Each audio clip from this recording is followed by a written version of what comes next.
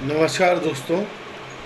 मुझे एक बहुत आज बड़ी केस स्टडी के बारे में बोलना है, जो कि जेपी इंफ्राटेक और जेपी एसोसिएट से मिली हुई है। जेपी एसोसिएट्स एक पेरेंट कंपनी है और जेपी इंफ्राटेक एक कहना चाहिए पीवीवी है, जो एक छोटा सा बना देते हैं कंपनी वैसी।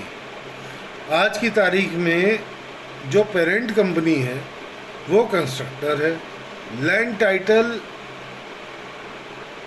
जिल के नाम पे, कोई दिक्कत नहीं है। रजिस्ट्री पे दोनों लोग साइन करते हैं, और होल्डिंग कंपनी कौन है उसको आपको समझना पड़ेगा। आज की तारीख में अगर मैं बात करता हूँ, जितनी भी चीज़ें जेपी के बायर्स को प्रॉमिस करी गई थी वो उनको मिलनी चाहिए थी, लेकिन मिली नहीं। पैसा उनसे ले लिया गया और वो रेंट ईएमआई की मार खाते रहे सबवेंशन के प्लान के हिसाब से, जो कि दुनिया में कहीं नहीं लगता, हमारे हिंदुस्तान में ही है सिर्फ, to the best of my knowledge. अब अगर बात करूं मैं कि भाई करना कैसे है, आपने बता दिया कि आपकी एक कंपनी दिवालिया हो गई जिसका लैंड टाइटल था। मैं उस पर भी एग्री करता हूँ। हमारे प्लान्स और लेआउट्स किसने चेंज कराए, क्या आप बता सकते हैं इस बात को? मुझे सिर्फ इतना समझना है कि जो प्लान्स और लेआउट चेंज कराए, अगर आईआरपी है तो क्या कोई भी अगर नोटिस भेजेगा तो उसका जवाब देने के लिए उसके पास कोई ना कोई लीगल आदमी होगा ना। कहीं अगर निचली अदालत में अगर कोई भी केस फॉर्म करा जाता है तो वहाँ पे खड़े होने के लिए उसका कोई रिप्रेजेंटेटिव होगा, लेकिन यहाँ क्यों नहीं है? मैं अनुज जैन से सीधी बात पूछता हूँ कि भाई मुझे ऑडिट दिखाओ फॉरेंसिक, जो कि जब से कंपनी मतलब इनकॉर्पोरेट हुई है तब से। क्यों पीछे भाग रहे हो? सीओसी ने मना कर दिया, मेरे को वर्बली उन्होंने बोला, मैं उनसे मिल के आया हूँ।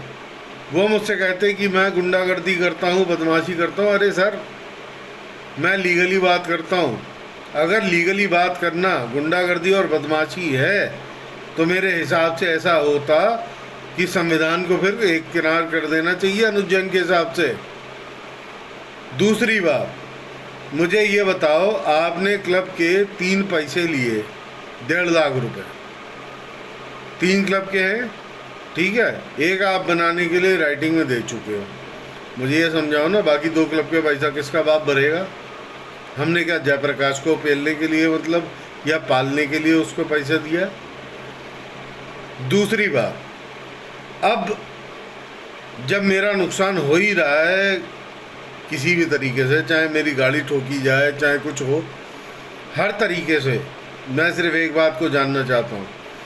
मैं आपको जगा रहा हूँ, आप जग नहीं रहे हो।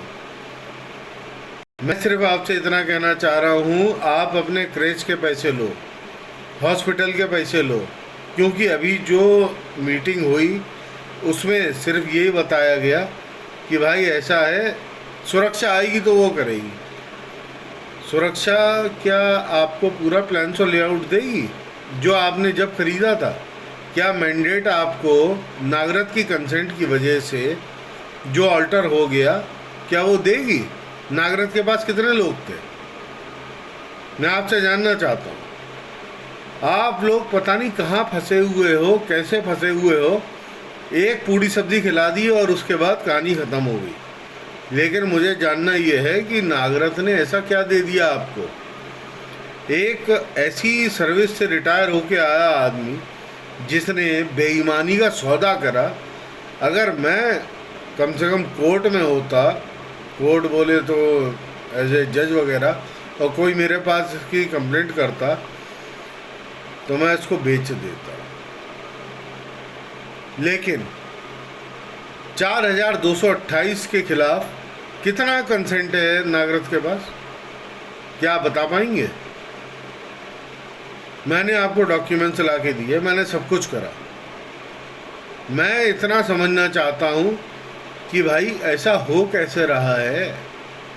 और अनुज जैन से ये पूछना चाहता हूँ कि भैया ये प्लान्स और लेआउट जो 10 जून 2015 को डाले गए थे उसको सैंक्शन किसने कराया? अभी जो प्लान है वो सुरक्षा का अप्रूव नहीं हुआ है। हो भी गया है तो ठीक है, 1 साल पहले क्या वो अप्रूव्ड था?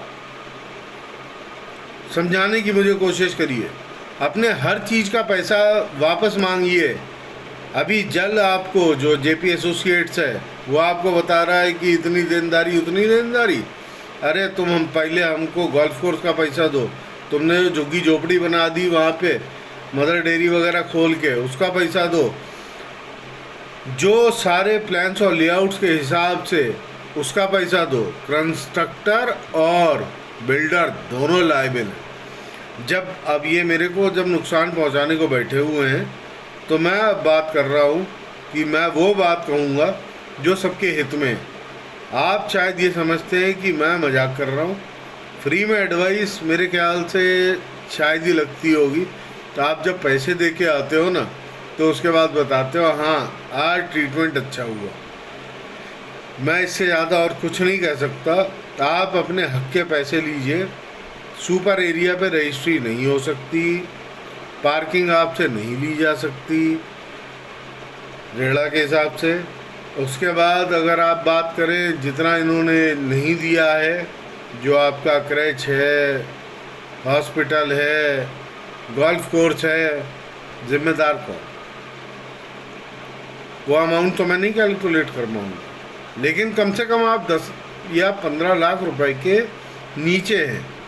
आप चाहे प्राइमरी बायर हो चाहे सेकेंडरी बायर हो। अगर आप सेकेंडरी बायर भी हैं ना तो आपको ये बात समझनी पड़ेगी कि भैया मैंने दूसरे की लायबिलिटी ख़त्म करी है, उसके पूरे राइट्स लिए हैं। क्या ऐसा हो सकता था कि जेपी के पास 50 लाख रुपए किसी के बाकी हो या 5,000 रुपये बाकी हो, उसके बाद आपको ट्रांसफ़र हो गया? नहीं हुआ ना। तो राइट्स तो आपको वैसे ही ट्रांसफ़र होंगे ना। तो काहे को अपने हक के लिए नहीं लड़ रहे हो? एक चिट्ठी डालो, घर से बाहर निकलो, चिट्ठी डालो, काम करो, सरकार को बताओ। नहीं हो पाएगा हर चीज़ जो आप चाह रहे हो घर बैठे। और जो लोग बैठ के बोलते हैं ना कि अभी घास बड़ी हो जाएगी, ये हो जाएगा, वो हो जाएगा, उनको कुछ ना कुछ जेपी पे कर रहा होगा। वरना जिनके इतने पैसे फंसे होते हैं या जिनको मालूमात नहीं होती है वही सिर्फ गधेपन की बात करते हैं। मैं इससे ज़्यादा और कुछ नहीं कह सकता। आगे बढ़िए, सुरक्षित रहिए, अपने हितों के लिए लड़िए। और अगर जेल चला गया ना इंसॉल्वेंसी में, मैं कह रहा हूँ जल भी चला जाए, मुझे कोई दिक्कत नहीं है। मेरे पैसे तो आने चाहिए। अपना बिल फाड़ रहे हो, तुम दूसरे को बता नहीं रहे हो। ऐसे थोड़ी होता है। जो चाहो वैसा कर लो। धन्यवाद।